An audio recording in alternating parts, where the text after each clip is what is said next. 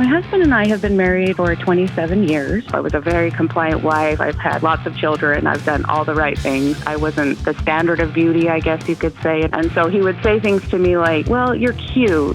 And I would be like, but I want to be beautiful. Well, you're not beautiful. You're cute. Good God. Okay, let me tell you straight up.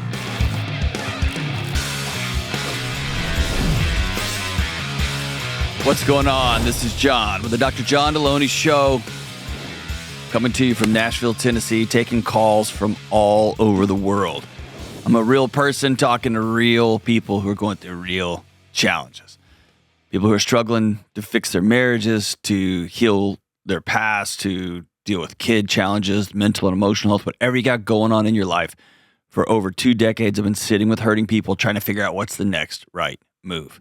I'd love to have you on the show. Go to johndelony.com/ask, fill out the form, and we will get you on. Let's go out to San Antonio, Texas, home of the greatest food in America, and talk to Amanda. What's up, Amanda?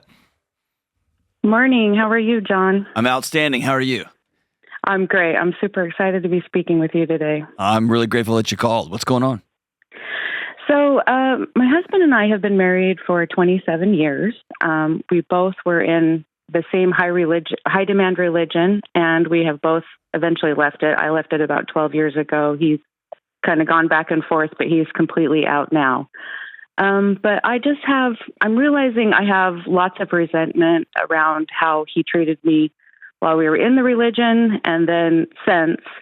And now I'm older and I'm realizing he also has all his own trauma around that, but I don't quite know how to forgive where we've been and move forward past how I'm feeling right now. So give me some examples of some things that you are still resenting. Okay. So when we were in the religion, I was I don't know how to describe it. I don't want to say good girl because I don't think I'm a bad girl, but I was very good at following all the rules. How about a compliant girl? Compliant. Very good. That's a perfect word to describe. You did what you were told, and you Yes. took all your wants and needs and feelings and shoved them in a box, and you Absolutely. did what the Yes. next person told you to do. Okay. Yeah, absolutely. So that's how I grew up. And then the saying I always say to everybody is I left my dad's house and went straight to my husband. Okay. So I was very compliant growing up. I was a very compliant wife. I've had lots of children. I've done all the right things. And then I just couldn't do it anymore. Okay. And so now that I've left, I've realized that he was probably just telling me what he was told to tell me while we were younger, but it's made me feel bad because it was a lot of how he didn't like the way I looked. I wasn't the standard of beauty, I guess you could say, in our religion. And so he would say things to me like, well, you're cute. And I would be like, but I want to be beautiful. Well, you're not beautiful. You're cute. So he would kind of downplay, I don't know, how I felt about myself all the time. And then the house was never clean enough. The kids were never quiet enough. It was a lot of that when they were growing up. Now that I've changed and I feel like I look different and I behave different, now I get a lot of, well, I don't like the way you look. I don't like the way you talk. So I just feel like it doesn't matter what I look and say and do, I'm not good enough or right for him. Yeah. So I don't know quite what to do with those feelings because I don't want to be divorced and I don't want to leave him. And I understand we've lived a pretty great life. It's just a lot of these feelings have just kind of all piled up on themselves, and I don't know how to deal with it. Yeah, well, thank you for sharing that. So I hear two things happening at the same time. One is you were both in a religious tradition that told him that every wrong thing in his life was the woman in his life's fault. Oh, wow. And you were told that everything you feel is wrong and the things you're supposed to feel are whatever he tells you to do. Wow. And over time, you both broke free from that. Mm-hmm. Okay? Yeah. But I also hear those same things, he's continuing to hurt you in that way. Yeah. And so I don't want you to conflate, I resent the way he used to treat me. Mm-hmm. I want you to own this is happening right now. Okay. And it's both a more graceful, y'all were both breathing in the same smoke 10, 15 years ago. Yeah. And you're not anymore. And yet these actions are continuing. Wow. Yeah. And so that's a scarier proposition. Yeah. It's at the same time more graceful. And also I got to deal with this present reality that my husband looks me in the eye and says, you are not beautiful enough for me. Yeah. Yeah. And probably me saying the words, I'll give you a pass. It's probably not the right way to say that, but I'll give anybody grace on them simply walking on the path they were given and assigned. Yeah, okay? For sure. And for sure. Especially because if you're in a high demand religion, you probably this move probably cost you friends. It probably cost you family. It comes with a lot of unhooking, which is really painful, right? Yeah, I describe it as a death. Yeah, I feel like I had a death in my life. Yeah, yes. Yeah. And so I'm not going to say I'm give somebody a pass, but dude, I've got so much grace for folks who look back and think, oh my gosh, look who I was, look what I did, look who I became. And some of that, to be honest with you, is we talk a lot about like when you break free from these type of unhealthy, and in this case, sometimes it's family dynamics, sometimes it's religion dynamics, that sense of empowerment you feel, it almost always leads to this contempt. Like, I'm above this now.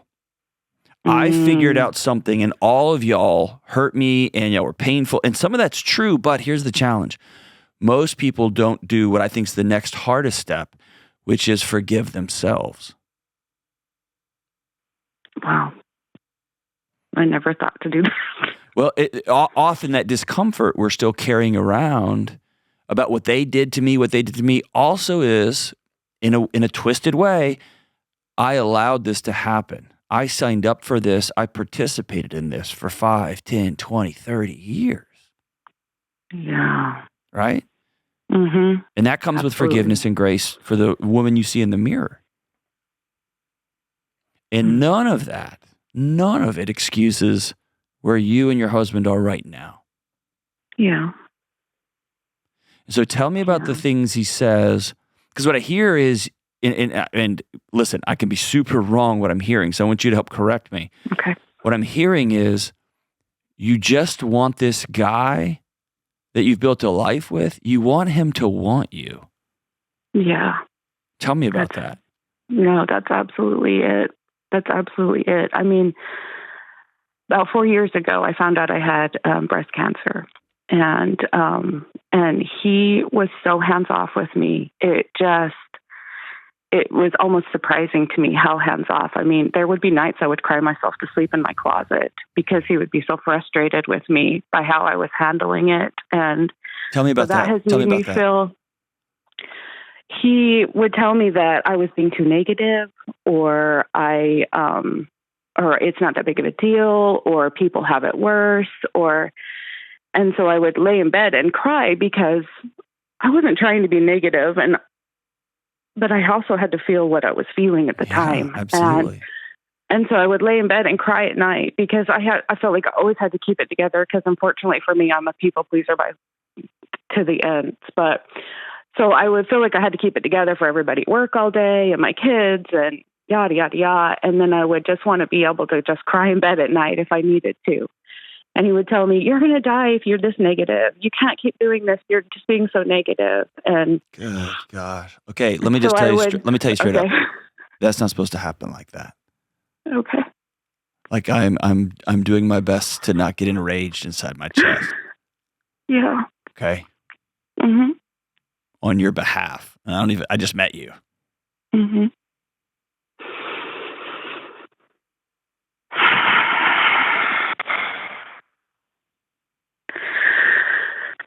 I'm sorry. No, don't be sorry.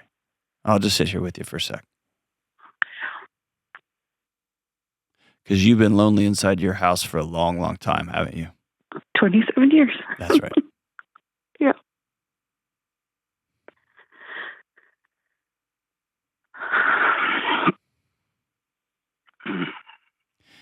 And you got to experience, I think, one of the scariest things ever, which is when we squash part of ourself to make ourselves, quote unquote, lovable.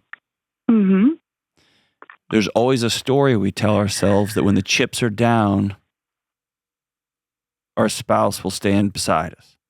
Yeah. Yeah. And so you squashed part of yourself for a long, long time. Mm-hmm. And he did too. Yeah. But then the chips fell and you found yourself all alone. Yeah. Still. That's the definition of trauma, is a disconnection from yourself and others.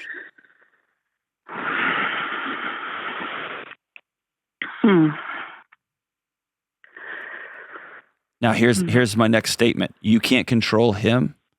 So my next question for you is, have you sat down across the table and chosen not to continue to hold this pain in this new era that you're in, this new season of empowerment and strength, and said, here is how you hurt me? Or a better way to say it is, I was so hurt. I'm honestly afraid to say it.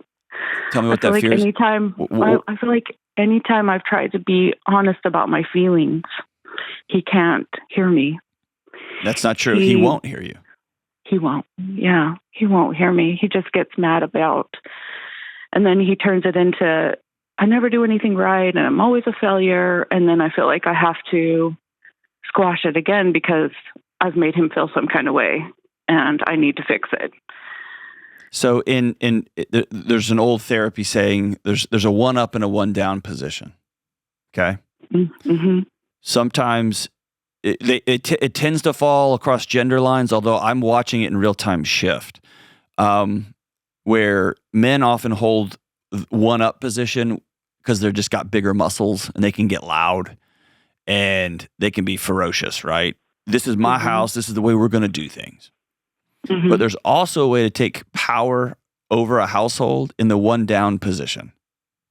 And the joke I always make is we all have that woman in our family that's like, oh, I don't want to eat there. You know what? That's okay. I just won't eat. I'll just eat the napkins in the glove box. Y'all go ahead without me.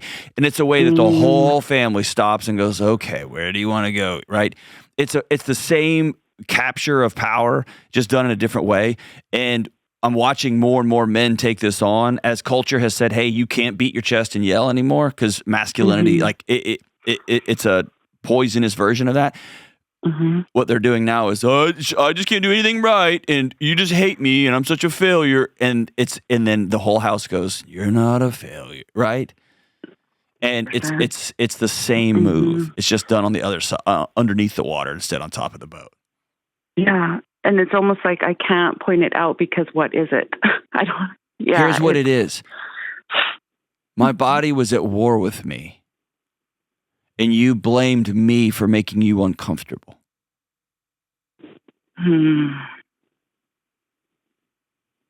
Every time I have a feeling inside my own house, you tell me something is wrong with me. You are such a weak, childish coward that you can't hold your wife's feelings. And you can lift all the weights in the world and do all the MMA in the world and get all the tattoos in the world and have all the guns in the world and listen to all the Red Pill podcasts in the world. But if you can't hold your wife's pain, you are not a man. Period. Yeah. That's the job. And not only is that the job, that's the greatest gift on the planet. Yeah. And so hear me say, your pain is real.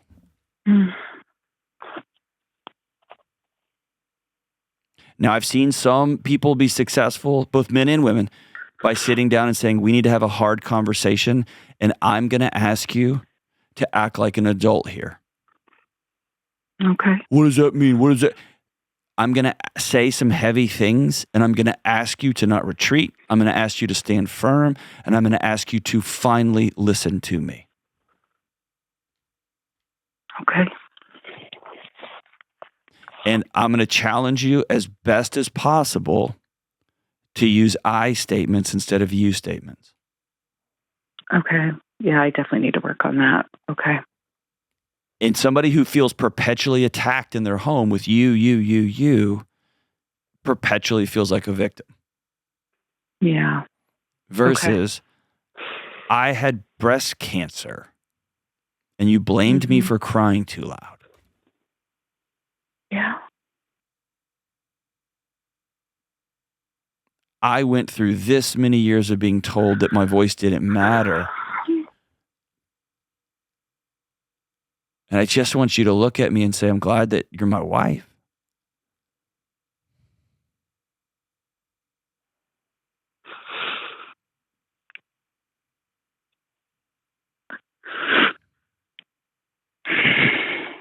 Sorry, I'm a crybaby. No, you're not a crybaby.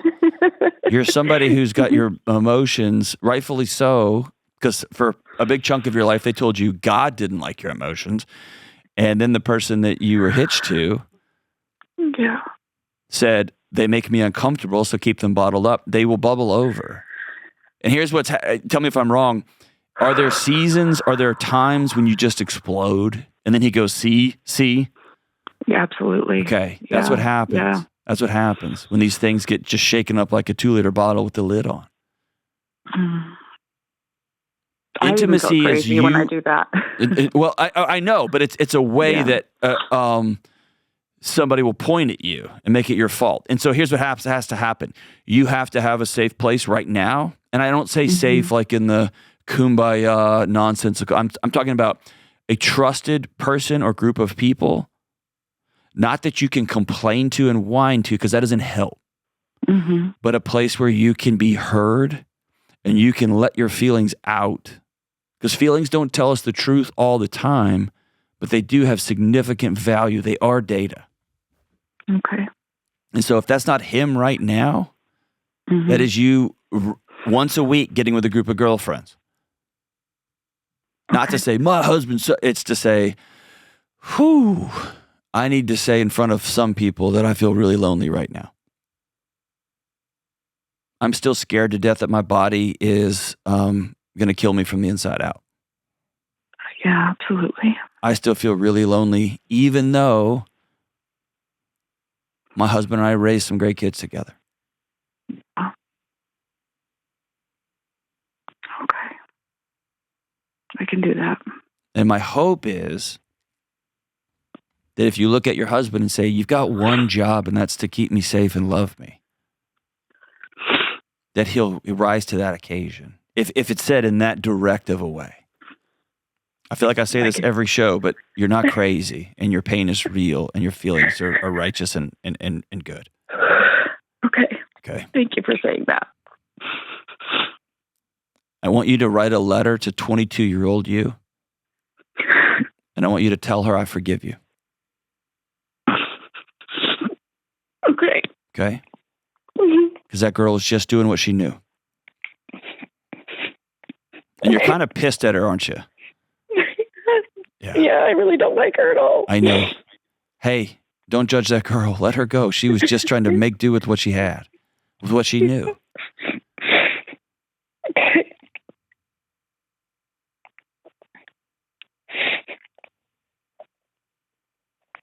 And then we have to deal with the gnarly present reality that you're in right now, okay? Okay. It's been a high honor that I get to talk to you today, and you call me anytime, okay? And if your husband wants to call and say, okay, I get it, I don't know what to do next, tell him I'd love for him to pull up a seat and we'll figure it out. I love that. Okay. I appreciate it. Yep. And if y'all want to call me together, y'all can do that also, okay? All right. I appreciate it. All right. Blessings to you. I appreciate the call so much. When we come back, a woman asks how to rebuild trust after her husband used her sister's photos for sexual gratification.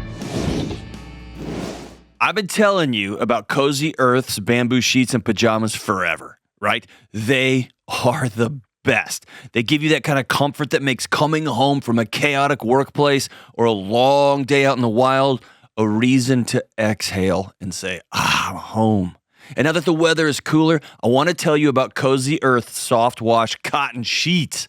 I love sleeping on cotton sheets in the fall and in the winter. They are so warm and so cozy. They're breathable, and they make you feel at home like you've had them for years, but in the best possible way and right out of the package. And as always, their new soft wash cotton sheets come with a 100-night sleep trial. Try them out, and if you don't love them, you can return them hassle-free. You're not going to want to return them because they're amazing. And right now, November 27th through December 2nd is Cozy Earth's Black Friday sale. Go to cozyearth.com/Delony and use code Delony on top of their site-wide sale, and you're going to get up to 40% off in total savings. Don't wait. Start your holiday shopping right now. That's Cozy, C-O-Z-Y, cozyearth.com/Delony with code Delony. Home isn't just where you live, it's how you feel. All right, if you've seen me on stages across the country speaking at live events, or even the other night when I was at the comedy club, you have seen me wearing poncho shirts. I love them. And it's cold outside now, so I can wear my favorite poncho shirts, the denims and flannels. The ones I wear almost every day are the Laramie or the Buffalo. Actually, I wear a whole bunch of them all the time. Poncho's performance denim has that soft, broken-in feel with a little bit of stretch, like you've worn it a million times, but it still looks awesome. And poncho flannels come in original and Western styles, and they're guaranteed to be the softest shirts you own. It's like a hug. They're so great. They're somehow both durable, but also really comfortable. Poncho shirts come in slim or regular fit, and they're built for real life. They hold up to whatever your day throws at you. So when you're shopping for the guys in your life this holiday season, go to ponchooutdoors.com/Delony. The guys in your life will love these shirts. You can sign up with your email, and you're going to get $10 off your first order. That's ponchooutdoors.com/Delony. All right, we are back. Hey, take 2 seconds and hit the subscribe button if you're watching this on YouTube. It really makes a huge difference for the algorithms, and it makes a big difference putting the show in front of other listeners. Doesn't cost anything. It just takes 2 seconds of your time. If you'll log in and hit the subscribe button, it makes a huge difference. Let's go out to Lynn, Washington, and talk to Rose. What's up, Rose? Hi, can you hear me? I can. How are you? I'm good. How are you? I'm doing great. What's going on? So my question is, how can I rebuild trust in my marriage and forgive my husband after he used pictures of my sisters for sexual gratification? Oh, good grief. Tell me this story. This is giving me the oogs. Yes. So I can give you a little more context just to start. So I'm 22. My husband is 28. Sorry, I'm bouncing my 6-month-old at the same time. No, you. That's way more important than this. You take care of that 6-month-old. Yeah. You're good. I have a past of sexual trauma from my last romantic relationship 4 years ago. My husband is aware of the extent of my trauma and has been patient with my sexual boundaries our whole relationship. We have been married for 1.5 years and together for 2.5 and have an amazing 6-month-old baby girl. My husband has struggled with porn and lustful desires since he was 11 and wants healing. How do I heal from this deep betrayal and love him through it? I know it wasn't my fault and that I am enough, but how do I support him through sexual freedom while not minimizing my pain? And how do I prepare to see my sisters in person after this came to light? So tell me what came to light.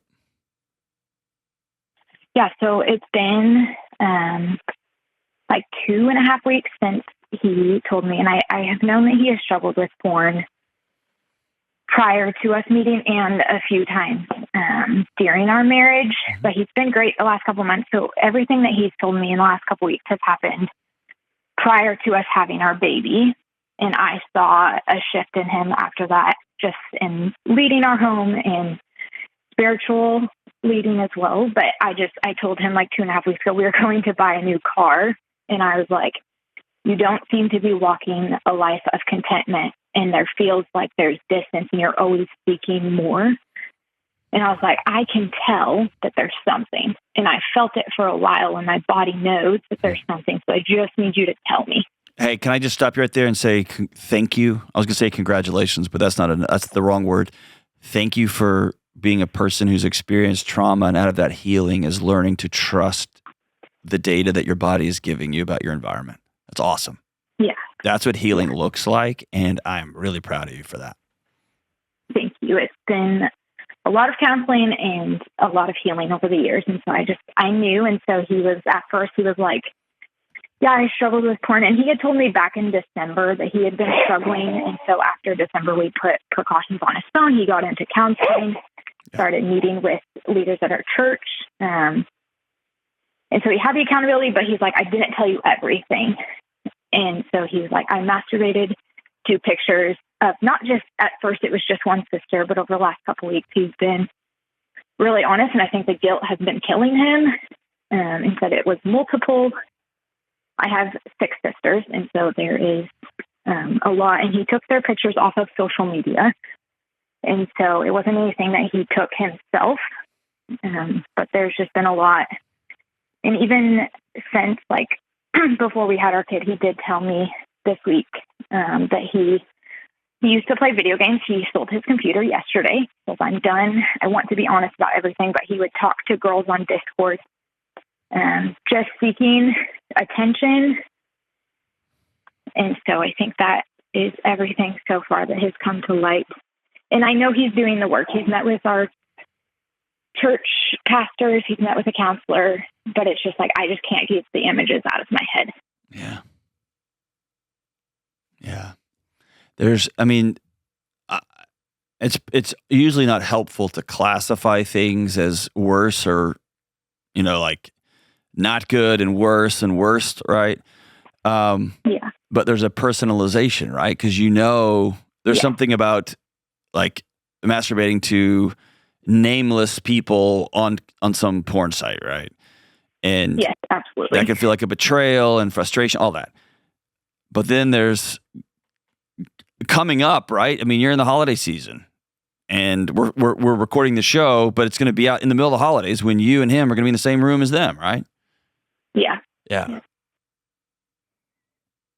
And so there's a personalization to this that feels gross. Yeah. Yeah. It's hard. It's messy. Yeah. So I'll reverse engineer this question and answer your last question first. I think what's important is to not blame your sisters for this. Yeah. Yeah, absolutely. And I also struggle with, should I tell them? No, I wouldn't. Okay. Yeah, there's radical transparency and radical honesty. I mean, it can get to, it can be unhelpful, right? Yeah. And so I want to make sure first you don't blame them. Yeah. No. Okay. They didn't do anything wrong. When you first said the question, I thought they were sending him photos or something behind your back. This is different. He just pulls stuff off of social media accounts. The second thing is you beginning to, in a weird way, it sounds like you are invested in this marriage. You're watching this guy try to work hard and change and do some pretty deep healing. I'm going to tell you, all the way back to 11 years old, playing defense is step one. But getting to this idea, you talked about he is constantly wanting more, different, something other than, that's a clear sign that he doesn't feel comfortable in his own skin. Yeah. And so that is, he needs to go sit with a therapist and do that hard work, similar to the hard work you have done. Yeah. Because this isn't going to be solved with defense, because a good offense eventually finds a way through a good defense. Yes, absolutely. And so at step one, cool, he got rid of his computer, he got rid of his video games and whatever. Well, then you're going to have a guy who's completely uncomfortable in his own skin sitting in your living room staring at you. Right? And it's staring at you and this beautiful 6-month-old you're holding, right? Yeah. The next step is you get to decide what the path back to trust looks like. What does that mean? So here's what it looks like. Maybe this year you sit down, and I'm always saying this, but I think it's incredibly important here. These are I statements, not you statements, okay? Yeah. I am wrestling with a path back to trust. And because you were sexually gratifying yourself to real people in my life, my sisters, I'm uncomfortable this year with y'all all being in the same room with me just finding this out 2 weeks ago. Yeah. So this year I'm going to do Thanksgiving with just me and the baby and my family. Okay. And I'm just making this up. I don't know if that would bother you, if it would not bother you, whatever. And when your family says, why isn't he coming? Say, he's working through some things and we're working through some things, and that's about all I'm going to say about it. I just want y'all to be happy that I'm here, I'm safe, and I'm proud of the work he's doing. Yeah. And I'm not going to go into details. I'm not going to sob story. I'm not going to shove him under the bus. I'm just going to completely own my strength and my boundaries in this moment. Okay. That's one idea. Another idea is you can come, but I want you to stay with me and whatever. My guess is that him sexually gratifying himself to pictures of your sisters was less about them. Yes. Yeah. No, he's told me it's more about like the fantasy that he has seen a lot. Just I'm struggling from watching porn from such a young age. It's the fantasy side, not necessarily them as a person. Yeah. And so it may be y'all going to counseling together to help untangle the depersonalization of this, because it's very, very personal for you. It may not be personal for him. Yeah. That doesn't give an excuse, but that might give you some feeling more safe letting him around people. They just happen to be a beautiful person on an Instagram account that he could follow without you raising your suspicion, right? Yeah. Yeah. Which again, doesn't give any pass, and it's gross, and it's just, ugh, those are my sisters, for God's sakes. But also, you'd be crazy if you didn't have a side eye the whole time they're in the same room together, right?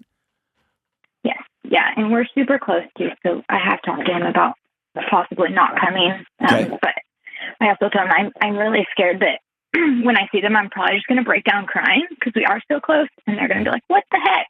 Yeah. And so I fear that it might come to light, but I also not giving him that he doesn't deserve for it to come to light if it hurts me that bad, but also I want to like prioritize our marriage. Sure. And I know that some things won't be helpful to one of the sisters that's also struggling with like her own mental health stuff right now.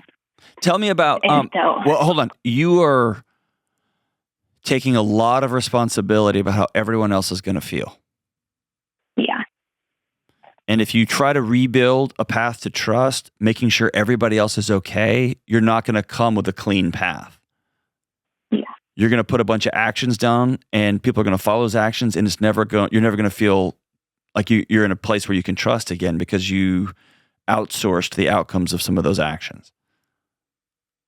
And so it would be helpful if, I say with no regard, that sounds harsh, but it's a good exercise. Just sit down with a yellow pad and a pen and say, in a perfect world, here's what you would need to do for me to trust you again. Okay. And write that down. And then some of those things might be nutso, right? Yeah.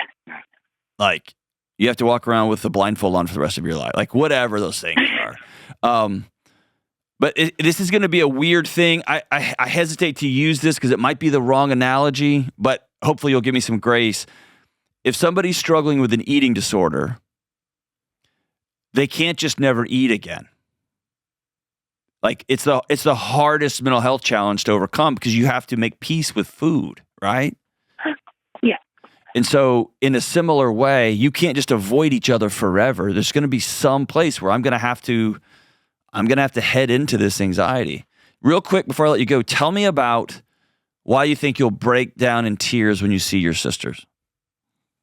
I think it's just because I'm so close with them and we kind of share everything about our lives, and we've walked through a lot from childhood with our mom. She was pretty emotionally and mentally abusive and physically abusive towards the older kids. And so I think there's just been like a huge amount of transparency between all of us sisters. And so it's hard not to share things that are really hard on our life, because when we got married, I moved to a new city with him, and my sisters were like, I mean, my best friends, you grew up in a big family, you share rooms, you do everything together. And so we've just been so close for so long. It just feels like, and I've heard you say like secrets kill relationships, and it feels like that relationship might have some walls built up around it. This is going to be, people are going to get mad at me on the internet for saying this. Your new primary relationship is your marriage. Yeah. And that is hard. So I would say less if there's secrets, but there are boundaries. Okay. And what I don't want that ever to become is that you don't have a safe place to go anymore, right? Let's say he got abusive, or let's say this happened again, or let's say he comes tomorrow and says, hey, well, there's one more secret I didn't tell you. And then 2 days later, there's one more secret I didn't tell you. There comes a moment when I'm going to need to open the gate to my own boundaries for safety purposes, right? Yeah. But there is a discomfort when I didn't have this with my siblings, but I did have this with some of my childhood buddies. Like, we told each other everything. Yeah. And it was probably a year into my marriage, and my buddy made a comment, and she looked at me and she's like, you told him that? And I was like, I tell him everything. And she was like, that's ours. And I realized, oh yeah. Right? So like, what was the best part of those friendships now, because I got married to somebody, that's ours now. Not to say that don't have a group of friends that I reach out to and say I'm not all right or I'm struggling or whatever, but there is some gory details, if you will, that aren't for everybody. Yeah. And dude, if you figure out how the balance of that, like how to not to go too far one way or the other, you write that book and I'll buy it. I'll be the first person to buy it, because it's tough to figure that out, right? Yeah. And if you feel the need, I've got to say this. I feel like I've got to come clean now. I wouldn't recommend it. Maybe not right so fresh, maybe down the road, but be honest with your husband about it. I can't carry this all right now. Or you go see a counselor and say, I feel like my husband handed me a cinder block that I got to carry into Christmas dinner with my family, and I don't have the tools to set this down right now. Okay. Because I want to love and honor this secret world that me and him have created, but also I don't want to lie to my sisters. They're been my ride or die since I was a little kid. Yeah. I think the challenge here for you right now is this is very, very raw, very painful, and it's just been uncovered. And again, I want to circle back. You trusted your guts, and I'm glad that you did that. And to his credit, he put everything on the table. And to his credit, he's doing the work. What I don't want you to do is run in with a fresh wound and bleed all over everybody, because they love you, your sisters and your family. They're not going to be able to get the blood off their shirt. And so I would love for you and your husband to work together on what does healing look like, what does building trust look like. And when that wound is healed down the road and it's just a scar, then maybe we have this deeper conversation. Maybe then you can feel like, I'm not sharing so much a bloody secret, but I am being able to be open and transparent with my sisters again. Sorry you're going through this, and thanks for your honesty. This is a heavy one.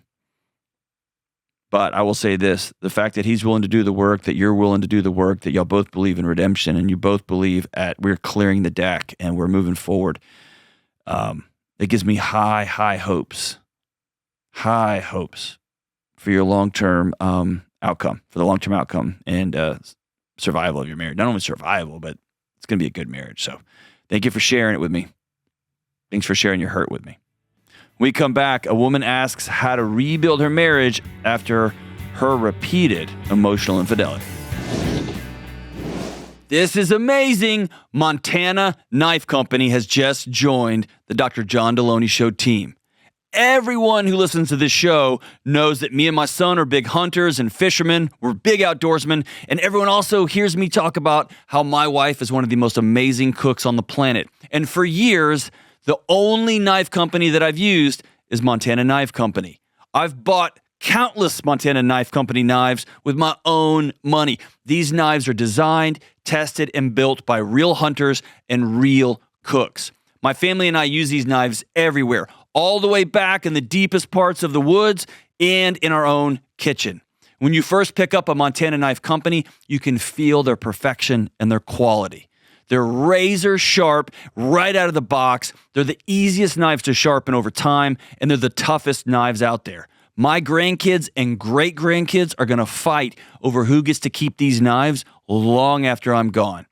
Every Montana Knife Company knife comes with a multi-generational guarantee. And if it ever needs sharpening, you just send it back and they'll sharpen it for free and send it back to you. Montana Knife Company knives make incredible holiday gifts. I always buy several of them for my closest friends and family, and they are my go-to gifts. They're amazing, and they always sell out before December. They make limited runs of these amazing knives, and when they're gone, they're gone. Give the outdoorsman in your life a knife they'll actually use and pass down someday. And give the cook in your home the best kitchen knives available anywhere.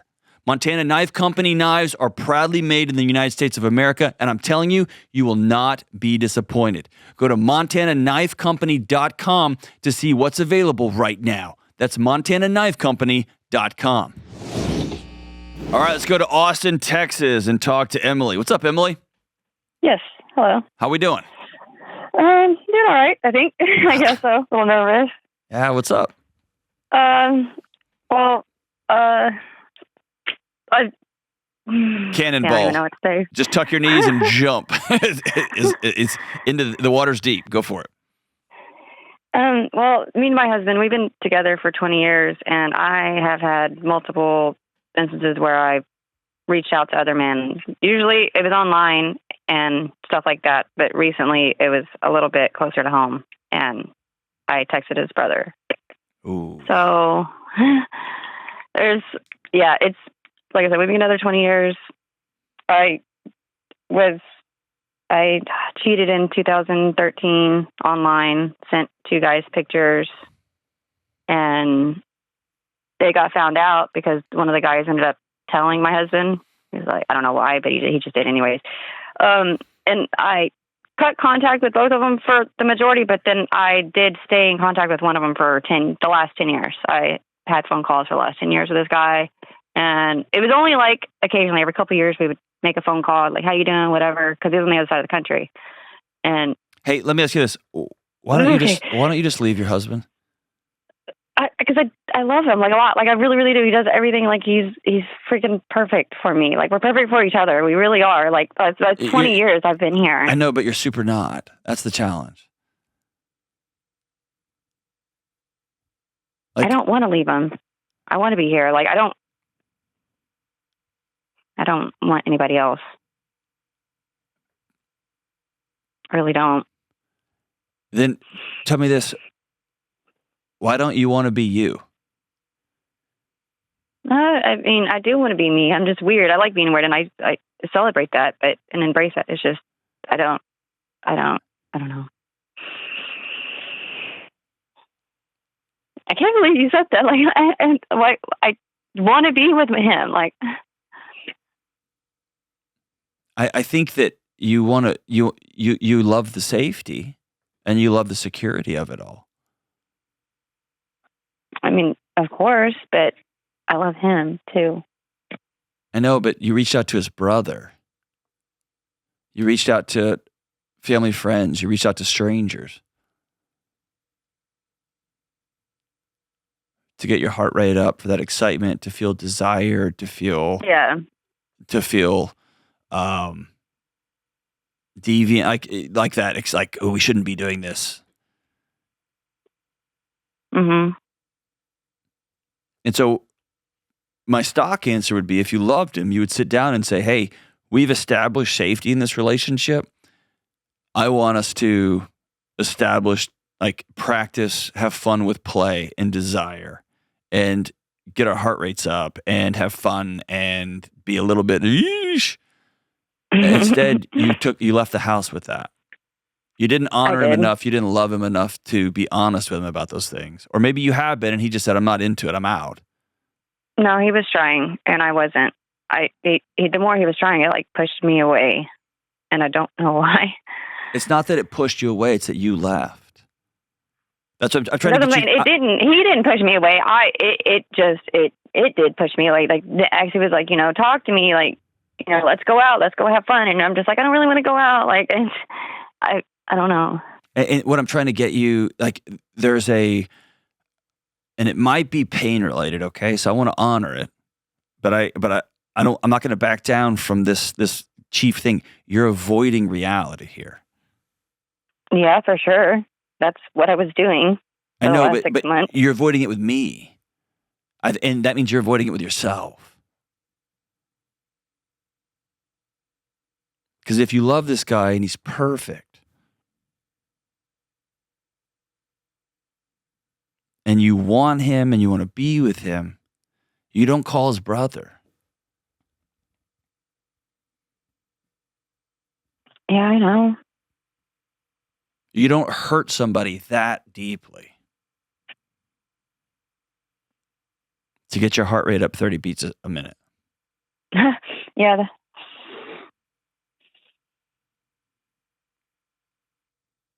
And so I guess that, like, I'm asking you, like, why haven't you left him? We have 4 kids, and we've been here so long, and we just, like, we created this. Now we're getting to the truth. That to me feels much more honest than, because he's perfect and I love him. The layer beneath that is there's a sunk cost to this thing. I've got 4 kids. I've got responsibilities. He is safe. And I want something else. And so, Mike, let me ask you this question. What is it about, maybe you don't want to escape yourself. Maybe you do love yourself and you, like, from the inside out, you are completely okay with you. What is it about this life you have co-created with him that feels so suffocating that it just increasingly, it shoots out in wild ways? Like sending nude photos to somebody and then deceptively not cutting it off for a decade. What is it about going back to that person? Feels like an IV drip of aliveness.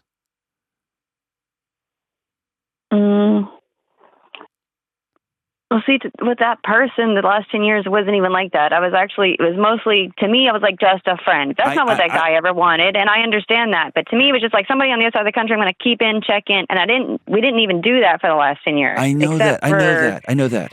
But imagine your husband sitting across the table from you watching the exchange. Yeah, I know, and hearing about it and still not even completely knowing if that was all or like what we talked about. And that's what I'm saying. He's like, did you ever plan to run away with him? I'm like, no, I never planned to run away and start a life with him. Like, he's this old dude. Like, I do not want that. He's a loser. It was just somebody that, like you said, got my heart rate up. And I know, but you're looking at love backwards. You're looking at love, me first, you second. And when you get married to somebody and you build a life with somebody, you say, your life first, me second, and I hope and pray to God that I'm first for you. Right. I need to do that. And you do that 20 years ago or last week before you get what I'm saying? Right. And so when you look at your partner through you first, it's all about how I feel and you're pushing me away and this makes me uncomfortable and I don't like that. And everything's about me. And you just stare at your belly button more and more and more. There is none, zero. When you sit down with your husband and say, he either catches you or you admit it, I've been sending nude pictures to strangers across the country and I've cut them off. There is no circumstance where it's okay to circle back. Other than I'm intentionally trying to hurt you or I care so little about you that I'm just going to get one little click on the morphine drip. And that's where I'm asking you that question. What is so uncomfortable about the world you've co-created? Why do you need to get out of it so bad sometimes? I'm not sure.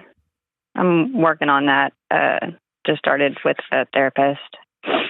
And then we also have a couples therapist. So I'm doing individual therapy and we're going to couples therapy.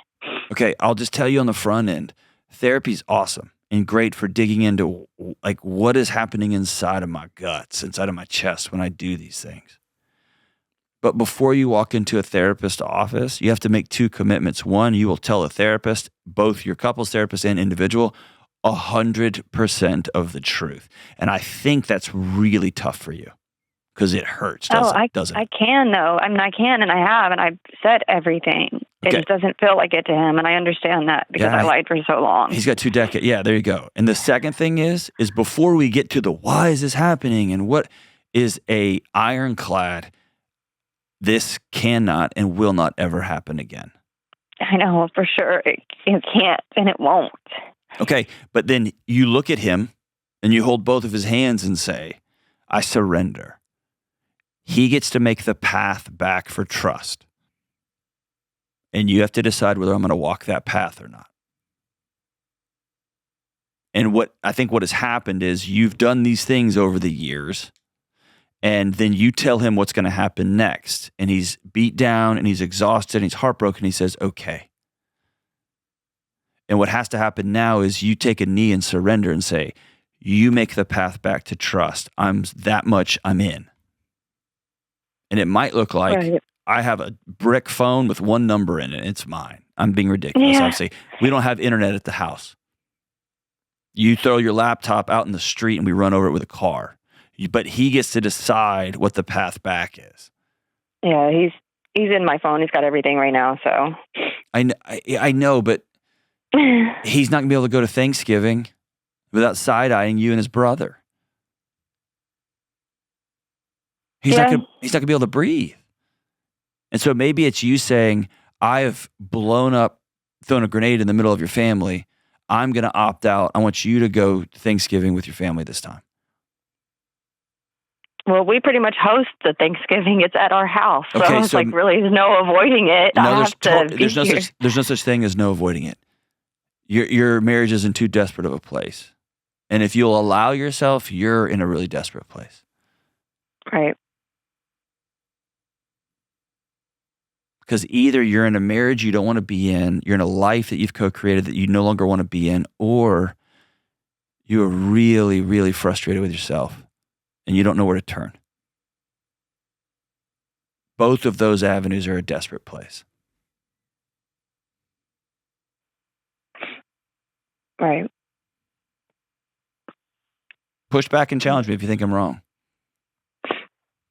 Well, I don't think you're wrong about me and myself. It's like about wanting to be here. I definitely want to be here and I want to have a life with him, and I see us getting old together and I want that.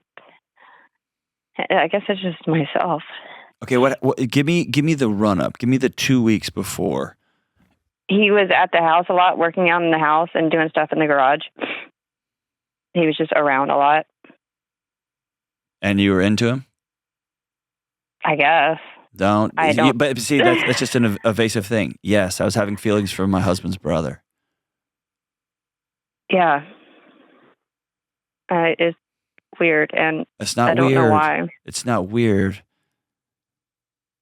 I mean, I guess technically it's weird. It is. I mean, not my brother, but if it was my brother, it'd be a little, definitely crossing some lines. But I don't know. It just feels like this is a game to you, and it's not a game. I know it's not a game because it's my husband. I know, but it's you. So bad. It's you. It's you. It's your husband. It's your kids. It's an extended family.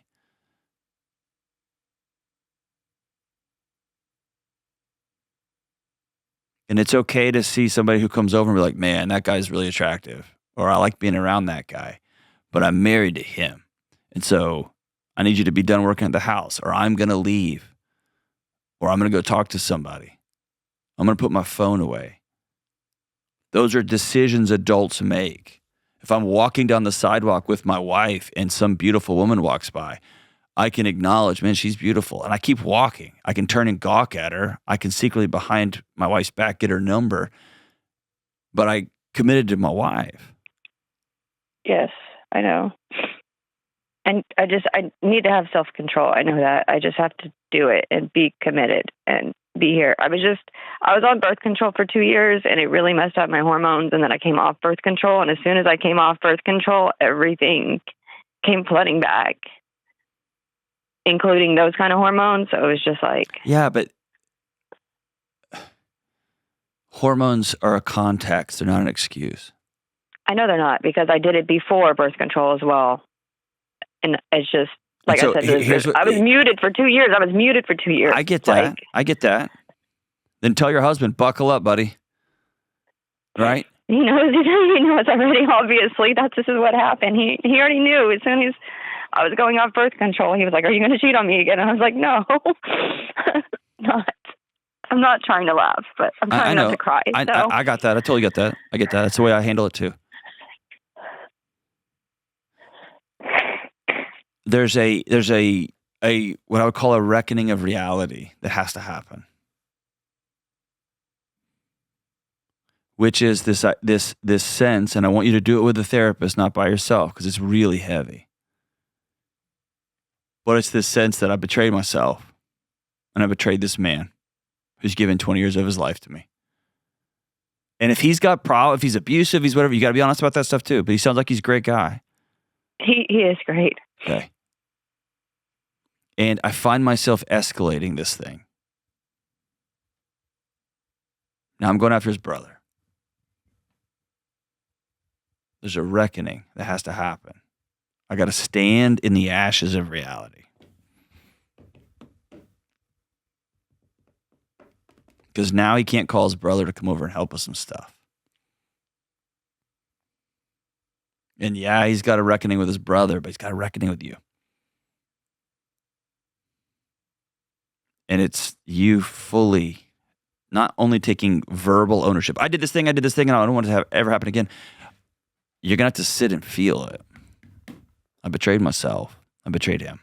Or I didn't betray myself. I just don't want to do this anymore. I wouldn't recommend that, but that can be the path you take. But there's something about just owning this.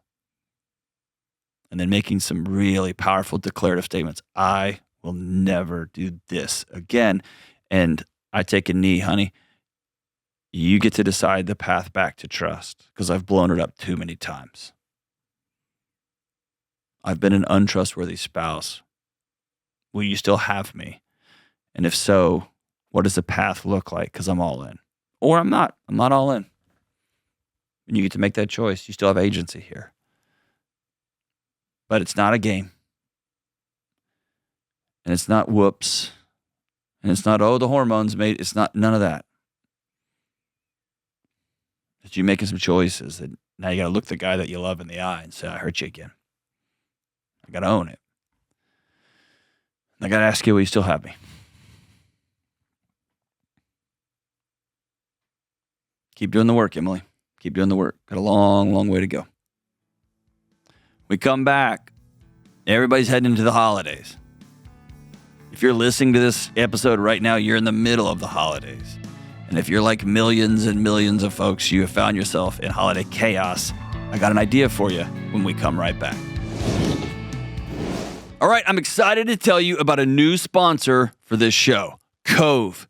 Cove is an affordable DIY home security company that has the mission of helping you protect your family for less than $1 a day. I am on the road all the time. I've got kids coming and going, and I need my home to feel safe. And I know you want your home to feel safe too.